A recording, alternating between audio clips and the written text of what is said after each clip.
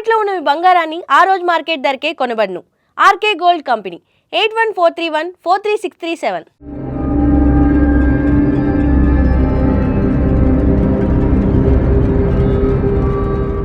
పశ్చిమ దేశాలతో స్నేహంగా ఉన్న ఇరాన్ ఇప్పుడు అదే దేశాలకు అతిపెద్ద పీడకలగా ఎందుకు మారింది?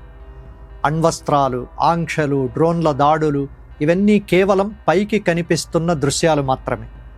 వీటి లోతుల్లోకి వెళితే 70 ఏళ్ల క్రితం జరిగిన ఒక ఆపరేషన్ కనిపిస్తుంది.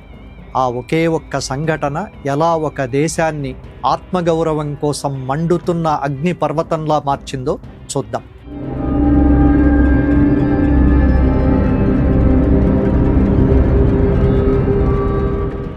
20వ శతాబ్దం ప్రారంభంలో ఇరాన్ను పర్షియా అని పిలిచేవాళ్ళు. 1908లో అక్కడ భారీగా చమురు నిల్వలున్నాయని బ్రిటన్ గుర్తించింది. అప్పట్లో రష్యా, బ్రిటన్ దేశాల మధ్య గ్రేట్ గేమ్ నడిచేది. ఇరాన్లో ఉన్న సంపద తమ చేతుల్లో ఉండాలని ఆ రెండు దేశాలు తీవ్రంగా ప్రయత్నించాయి. ఆ సమయంలో ఇరాన్ ప్రజలు తమ సొంత భూమిలోనే పరాయి వాళ్లుగా మారిపోయారు. బ్రిటిష్ కంపెనీలు చమురును దోచుకుంటున్నా ఇరాన్కు దక్కేది చాలా తక్కువ. ఈ అవమానమే ఇరాన్ ప్రజల్లో జాతీయవాదం అన్న నిప్పును రగిల్చింది. ప్రజాస్వామ్య స్వరం 1951వ సంవత్సరం ఇరాన్ చరిత్రలో ఒక సువర్ణాధ్యాయం. మహమ్మద్ మొసాదెక్ ప్రధానిగా బాధ్యతలు చేపట్టారు. ఆయన ఒక గొప్ప నాయకుడు. ఇరాన్ చమురు నిల్వల మీద ఇరాన్ ప్రజలకే హక్కుండాలి అని ఆయన ప్రకటించారు. ఆయన తీసుకున్న సంచలన నిర్ణయం ఏమిటి?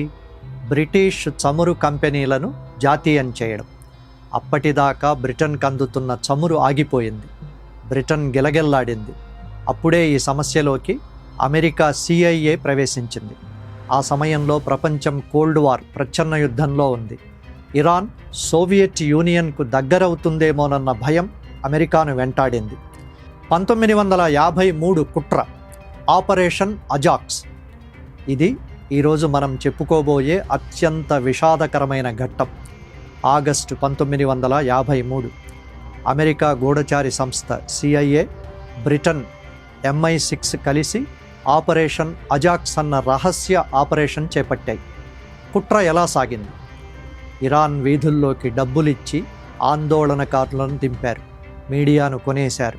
అల్లర్లు సృష్టించి మొసాదెక్ ప్రభుత్వాన్ని పడగొట్టడానికి పథకం వేశారు.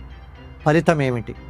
ప్రజాస్వామ్యయుతంగా ఎన్నికైన మొసాదెక్ను గృహ నిర్బంధంలో ఉంచి అప్పటి రాజు మహమ్మద్ రెజా పహ్లావీకి పూర్తి అధికారం కట్టబెట్టారు.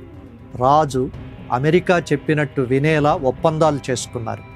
ఈ ఒక్క రోజు ఇరాన్ ప్రజాస్వామ్యాన్ని పాతిపెట్టింది. అమెరికా పట్ల ఇరాన్ ప్రజల్లో ఉన్న గౌరవం ఆ క్షణం నుండి ద్వేషంగా మారింది. అపనమ్మకం నేటికి మానని గాయమేమిటి?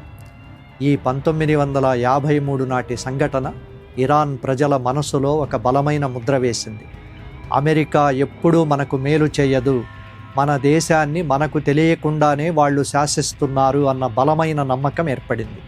ఈ అపనమ్మకమే 1979 నాటి ఇస్లామిక్ విప్లవానికి, ఆ తరువాత జరిగిన అమెరికా రాయబార కార్యాలయాల ముట్టడికి, నేటి యుద్ధం వరకు దారితీసింది. చరిత్ర కేవలం గతించిన కాలం కాదు, అది వర్తమానాన్ని నిర్మించే పునాది. 1953లో ఆ తప్పు జరగకపోతే ఇరాన్ బహుశా మరోలా ఉండేదేమో. పశ్చిమ దేశాల మీద ఉన్న ఈ తీవ్రమైన కోపమే ఇరాన్ను ప్రపంచానికి శత్రువుగా మార్చిందా, లేక ఇరాన్ తీసుకున్న నిర్ణయాలు వాళ్లను ఒంటరిని చేశాయా? ఈ చర్చను మనం వచ్చే ఎపిసోడ్లో 1979 విప్లవంతో కొనసాగిద్దాం. చూస్తూనే ఉండండి ధాత్రి టీవీ. దయచేసి ధాత్రి టీవీని సబ్స్క్రైబ్ చేసి పక్కనే ఉన్న బెల్ ఐకాన్ను క్లిక్ చేయండి. ఈ వీడియోను లైక్ చేసి మీ మిత్రులకు షేర్ చేయండి. మీ అభిప్రాయాలను కామెంట్లలో పోస్ట్ చేయండి. ఫేస్బుక్, ఇన్స్టాగ్రామ్, Xలో మమ్మల్ని ఫాలో అవ్వండి. ఇలాంటి మరిన్ని ఆసక్తికరమైన కథనాల కోసం మా వెబ్సైట్ iDhatri.com చదవండి.